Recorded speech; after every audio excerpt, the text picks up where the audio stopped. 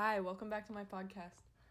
Today I'm going to be discussing internalism versus externalism, specifically arguments of moral responsibility by Michelle Syria in her published piece in the Journal of the American Philosophical Association titled Moral Responsibility Ain't Just in the Head. So let's get into it. Before we begin discussing how she organizes her arguments and how she argues what she argues, we need to clarify two assumptions that Syria makes in this article. The first one is that moral responsibility comes in degrees. Moral responsibility is not one all-encompassing thing. There are different degrees of it. There are different levels. Moral responsibility varies in situations. It's not one thing that we can hold at a constant. And then the second is psychosocial development is influenced by environment. And this is actually very, very interesting. I just did a research project for my psychology class, which actually does connect to this. And this paper was on neurodivergent versus neurotypical brains. Neurodivergent meaning brains that have different cognitive structures and are quote-unquote atypical. And these different cognitive structures are identified by conditions such as Down syndrome, Tourette's, synesthesia, ADD, ADHD, dyslexia, dysgraphia. So conditions that are the result of cognitive structures and functions. It's important to distinguish that these are not the same types of conditions as mood and personality disorders like anxiety, depression, PTSD, while these things do concern the same chemicals, because sometimes neurodivergent conditions can relate to how the brain releases and processes chemicals because it is structured differently. Mood and personality disorders they do involve the processing and release of certain chemicals in the brain, but this process does not vary because of their brain structure. It is because there's chemical imbalances that impact the way the brain functions. So my research project examined how neurodivergent people experience nightmares versus neurotypical people. And some of the research that I had to do while collecting information before I began my research project related to how neurodivergent children sleep. Because neurodivergent people have more trouble falling asleep sometimes. They are more likely to have disrupted sleep patterns. Children with autism are less likely to fall asleep easily, and they're less likely to sleep through the night. The brain develops while you sleep. So there are varying degrees of cognitive development that occur in children with autism versus neurotypical children, because they're less likely to sleep through the night. Their brain develops differently. They're structurally changing and developing differently. And this leads, based on my research, to more nightmares in childhood, more nightmares in adulthood. You are more likely, if you are neurodivergent, to have strongly negative dreams. You are more likely to have nightmares that impact your emotional state the next day, and you are more likely to remember your nightmares. But this connects to Michelle Syria's paper here and this qualification that psychosocial development is influenced by environment, because if you change the conditions in which that autistic child is falling asleep, and we need continual research about how to do this. This is what I was pushing for in my paper, because there's not enough research on how neurodivergent people experience life and what sort of conditions and qualifications that they have that we do not necessarily cater to. But if you cater to the autistic child and you change the way they fall asleep, they're more likely to sleep through the night. They're more likely to vary less in cognitive development, and then therefore their brain chemistry is more likely to change. That when there is less variation of cognitive development, when there is less change in how that person develops psychologically, psychosocially, when the environment is impacted, it does impact how a person develops. And we can connect this to morals, because if you change the environment in which someone is developing and experiencing these things and growing and learning, you are going to impact how they experience life. So that's my little spiel on how psychosocial development genuinely is influenced by our environment. It's not a debated thing like Syria mentions. It's not like a hotly debated topic. It's pretty generally accepted. But I wanted to contribute a little bit of my research and my outside connections to it. All right. Before we begin discussing Syria's arguments about why moral responsibility should be more externalistic, we need to define internalism versus externalism. So Syria defines psychological internalism as when moral responsibility is primarily or solely determined by current intentional states. And intentional states are one's current beliefs, one's current desires and values, what one internally views as morally correct. Whereas psychological externalism is the belief that moral responsibility is actually significantly determined by other factors besides intentional states. Meaning, while intentional states may play a role, our moral responsibility is actually largely impacted by and dependent on our environment, external factors, things that are out of our personal sphere of belief or control. But it's not quite this black and white, because externalism and internalism do not sit as two separate entities. They are a spectrum, and we exist on a spectrum of these. The dilemma is, where in this spectrum does correct moral responsibility land? Is it more heavily leaned towards internalism, or is it more heavily towards externalism? Syria would argue that it's more externalist. Now, to make sure we have as much clarification as possible, because this is very confusing stuff. Personally, I found this very comprehensive, very complex. Syria defines moral responsibility as deployment of the reactive attitudes of resentment, approbation, disapprobation, indignation, and the like. So, in layman's terms, responsibility is how the degree of control over reactionary attitudes and emotions, and to an extent the actions that result from them. Syria builds her argument that theories of moral responsibility should be more externalist by, quote, identifying factors, unquote, factors being social, environmental factors that either enable or incapacitate moral competency, meaning factors that encourage or inhibit the development of proper morals, moral literacy, moral competency. Anyways, these factors that she identifies are external to intentional states, but they do affect the degree of responsibility.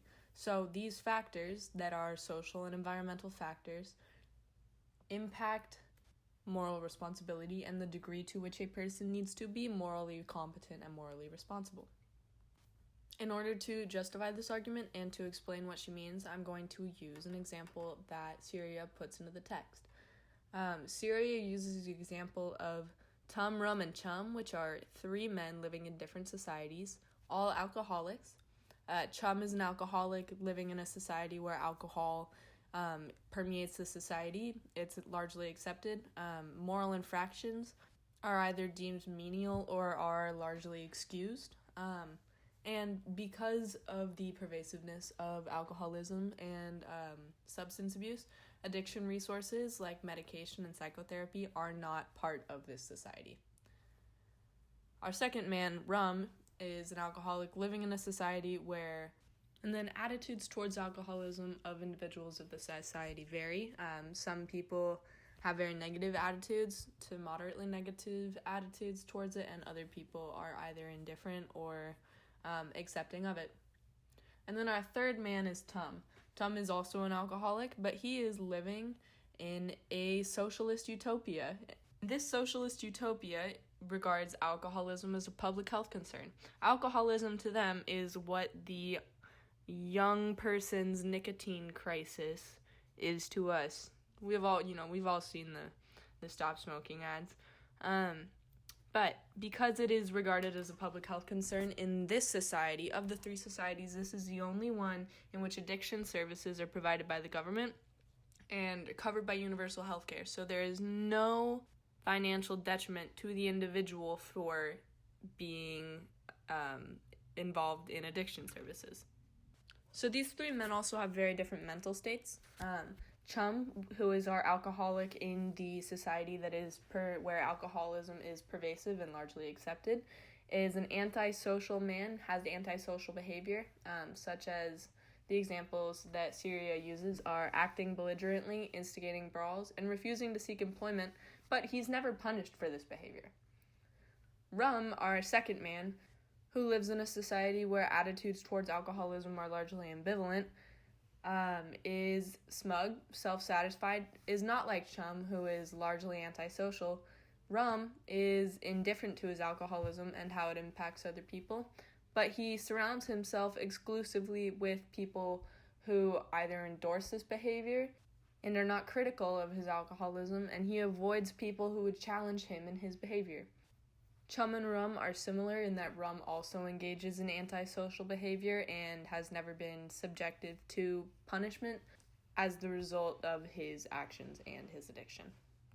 Our third man, Tum, is similarly to our second man, Rum, also a smug and self-satisfied person. He is also indifferent to his alcoholism and to how it impacts other people and his community. He also only associates with people who are like-minded. But he does live in a society where there are addiction services. However, he has no awareness of these resources because he makes no effort to seek them out, and he only associates with people who encourage this behavior. This behavior being antisocial behavior due to his alcoholism, and he's also never subjected to punitive sanctions. So, the one thing all three men have in common is antisocial behavior. Man 1 and Man 2 have in common that they live in societies without addiction resources and they are never punished. And Man 2 and Man 3 have in common that they surround themselves with like-minded people. Man 3 differs from the final ones because he is the only one who lives in a society that encourages addiction treatment. So really, the only significant difference between these three men and their three situations is the presence or lack of presence of addiction services and social information. Regarding moral responsibility, Syria writes that it seems that in each scenario, the protagonist's responsibility increases in proportion to the availability of indirect control mechanisms at his disposal, should he choose to use them. So this means that Man 3 is more responsible for his impulses and his antisocial behavior than Man 2, who is more responsible for his impulses and his behavior than Man 1. To elaborate on this, moral responsibility increases as access to educational resources or access to resources that can aid moral development and moral literacy become more available. Tum lives in a society where addiction's resources are everywhere. They permeate the society, much like alcoholism permeates the first one. Tum is more responsible than the other two men for seeking help, for seeking treatment for his alcoholism because he lives in a society where it is more readily available. It is less difficult to do, and it is Tum's job to take advantage of the privilege that he has in this situation of making himself become morally responsible. This situation that Syria creates with Tum, Rum, and Chum is a great way of exemplifying her argument that external factors play a large role in moral responsibility and degrees of moral responsibility because it illustrates how variation impacts moral responsibility and the degree of moral responsibility that we have to become morally competent. This is also demonstrative of how a societal expectation or standard can impact moral responsibility. When something is very normalized in one society, a person may feel less moral responsibility to change a behavior that is normalized. When someone lives in a society like Tum does, our final man, where he is morally irresponsible because he has this addiction and he's not seeking help, he's not seeking treatment, and he's being willfully ignorant of it, he has a higher degree of moral responsibility because the resources are there and he is not using them. As someone who has an extensive family history with alcoholism and various other types of addictions and has dealt with it personally, it's much more complicated and much more nuanced than this example makes it out to be, but I do agree that this example does a decent job of proving her point. I don't disagree with anything that Syria says or the points that she makes using this argument, but I do want to point out that regardless of the resources available, there has to be a level of cognitive and moral ability and desire to change in the first place. It's a chemical addiction. Alcoholism is a chemical addiction. It's not just you waking up knowing you're addicted and desiring change and therefore seeking change. You're not going to seek change if you don't want it in the first place, but if change is forced on you, you're also not going to take it unless you are morally able to accept the consequences of disregarding your moral responsibilities. It's a very nuanced situation, but I do think that Syria uses this argument well and does make her point. Speaking of points, her second one, because she uses this example to demonstrate the impact of external factors on moral responsibility. Now she's going to talk about, and we will discuss in tandem, why internal factors are less significant. So we're increasing the significance of externalism and we're decreasing the significance of internalism. Let's get into it. So Syria essentially says that internalism is not a valid explanation or location for where moral responsibility lies because internalism is harder to track. It's harder to defend as a legitimate location and explanation for moral responsibility. We can't get into someone's head. We cannot truly examine how they feel. She demonstrates this point by talking about giving boxes. There is a study done that shows that a giving box, if it has a pair of eyes on it, is 3 times more likely to garner responses from people. People are 3 times more likely to give money if they see eyes on this box than if they see flowers. So she uses this example to explain that we, as observers, we cannot determine whether these people are subconsciously giving money more often to a box that has eyes on it versus a box with flowers because we're not in their heads. We don't know. Obviously, data shows it's going to happen more likely. It's a subconscious thing, but we cannot chalk that up to internalistic factors. We cannot chalk that up to intentional states because we don't know if that's based off of people's values and beliefs. Does it appeal to values and beliefs, or does it appeal to some chemical subconscious part of our brain? In order to argue that intentional states are more affluential on moral responsibility and degrees of moral responsibility, we need to understand the entire psychosocial breakdown of that individual. We need to be able to track them all the way back to childhood and to essentially understand what has made them, what has shaped their cores, what has shaped their values, morals, and beliefs, and what they are now. It's just not a valid thing. We cannot give significant amounts of credit to internal factors and to internalism because it's just not valid. There's not enough scientific, trackable basis behind it. However, when we have external factors, there is. We can argue that if there are external factors that are present, if there's information present, once you have been exposed to that information, you have been exposed to that information and it will impact your decision. But your values, your morals, and beliefs are not going to override that information unless you make the conscious decision to have them do that. So essentially, Syria is arguing that internal factors and intentional states do impact moral responsibility and do play a role, but they are not more significant than external factors, and externalism needs to play a bigger role in understanding moral responsibility, because if we recognize moral responsibility as being more reliant on externalism, we are able to understand the sociocultural and the psychosocial impacts of the repercussions of externalism and how they can be applied to our lives, our societies, our families, and our cultures in order to encourage moral responsibility and to facilitate it. So I do agree with Syria.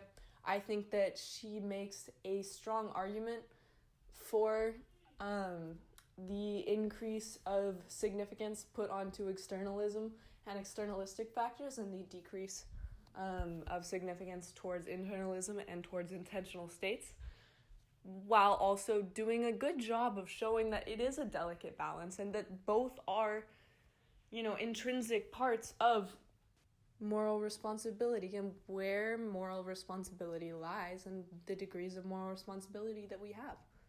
I think this is a very nuanced argument that she makes, and she does a very good job of defending her argument through historical breakdown and discussion of past theories of moral responsibility. I think that this is definitely something that needs to be discussed by philosophers and people who are more highly educated in these fields more often, because I would be very curious to see what sort of conversations they have about it.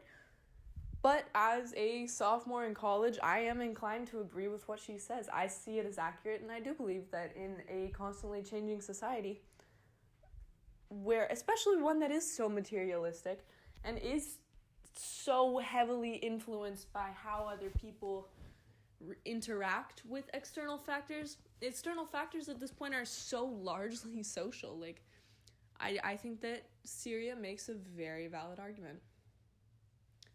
Thank you for listening.